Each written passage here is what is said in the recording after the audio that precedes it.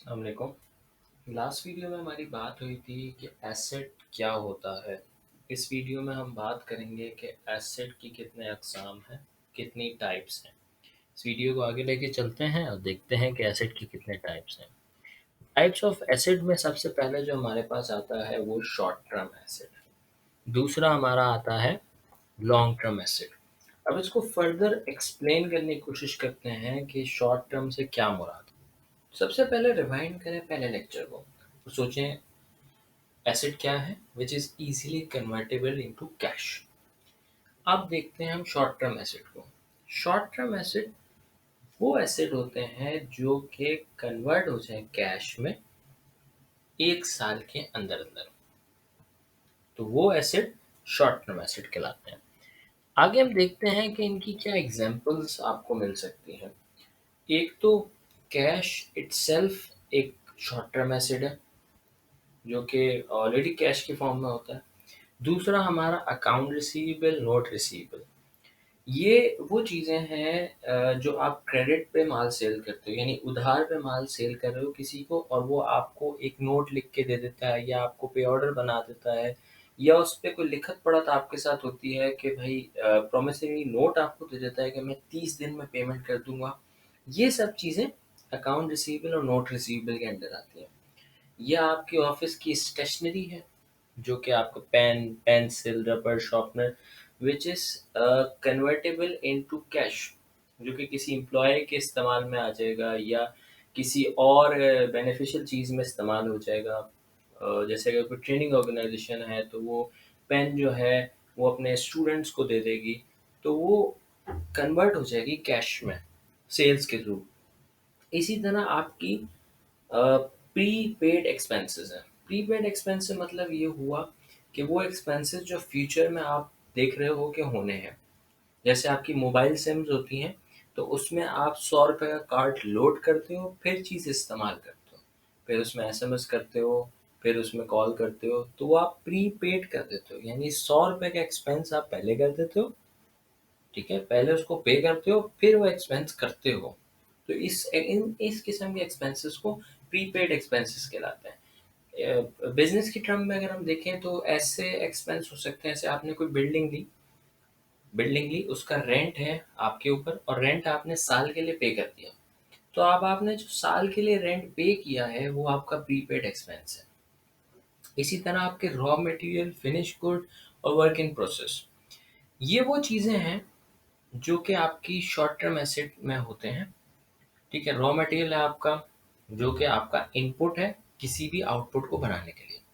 Work in process वो चीज़ें जो कि ना तो फिनिश में आ रही हैं और ना वो रॉ मटेरियल के फॉर्म में है। और फिनिश गुड वो जो कि आपका माल तैयार हो गया है, बिकने के लिए तैयार है। वो आज बिक जाए, कल बिक जाए, 30 दिन बाद बिक जाए, 60 दिन बाद बिक जाए, 90 दिन बाद बिक जाए, तो ऐसा माल फिनिश गुड कहलाता है। अच्छा, अब कई जगह इसको हम करंट एसेट के नाम से भी जानते हैं।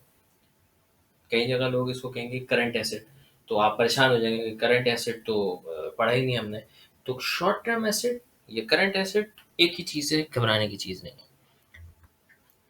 लॉन्ग टर्म एसेट, जैसे शॉर्ट टर्म में 1 साल के लिए हमने रखा था, यहाँ पे हम एसेट को ओन कर रहे हैं for longer period of time, more than 1 year. 2 साल के लिए कोई चीज़ रख रहे हैं आप, वो लॉन्ग टर्म एसेट में आ गई। ये 10 साल के लिए आप रख रहे हैं तब भी लॉन्ग टर्म में है, 50 साल के लिए रख रहे हैं तब भी लॉन्ग टर्म में है। तो हम देखते हैं कि इसकी एग्जांपल्स हमारे पास क्या है। बिल्डिंग है, हमने बनाया 50 साल, उसकी हमने रख दी कि 50 साल बाद ये ख़त्म हो जाएगी, तो 50 साल उस एसेट को हमने रखा है, तो उस एसेट को ओन करने का पीरियड क्या है, 50 साल, बिल्कुल सही।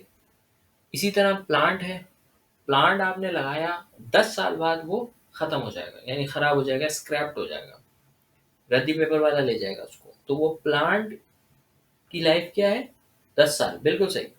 इसी तरह आपकी गाड़ियाँ, व्हीकल्स, ट्रांसपोर्टेशन चल रही है, वो आपका क्या एसेट है, वो लॉन्ग टर्म एसेट है। मशीनरी है, वो भी 5 साल, 10 साल, इतनी लाइफ होती है, वो लॉन्ग टर्म एसेट्स में फॉल करती है। अच्छा, इसको फिक्स एसेट भी कहते हैं दूसरे लफ्जों में।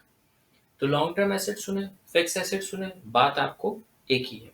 इसके अलावा हमारे पास कुछ ऐसे एसेट्स आते हैं जो कि अगर हम अलग कैटेगराइज करना चाहें तो वो ऐसे हैं, जैसे आपका इंटेंजिबल एसेट और दूसरा आता है आपका फाइनेंशियल एसेट।